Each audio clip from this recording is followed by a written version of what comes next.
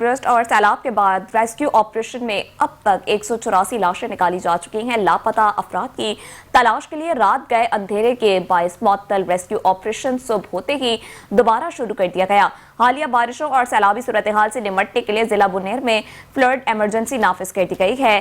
بنیر کی تحصیل گجری اور پیر بابا کا علاقہ سب سے زیادہ متاثر ہوا ہے، جہاں گاؤں صفا ہستی سے مٹ گئے ہیں۔ مرکزی بازار، رہائشی علاقے اور حتیٰ کہ پولیس اسٹیشن تک پانی میں ڈوب گیا ہے۔ لوگوں کا سامان ان کی آنکھوں کے سامنے بہہ گیا، جبکہ اسپتال لاشوں اور زخمیوں سے بھر گئے۔ ڈی سی بنیر کا کہنا تھا کہ پیر بابا میں جس طرح نوجوانوں نے جان پر کھیل کر پنجاب سے آئی ہوئی فیملی کی جان بچائی، اس کی مثال نہیں ملتی۔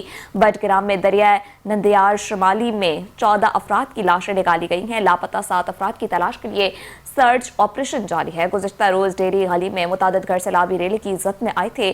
سیلابی ریلے میں 28 لوگ بہہ گئے تھے۔ گزشتہ روز 7 افراد کو زندہ بچا لیا گیا تھا۔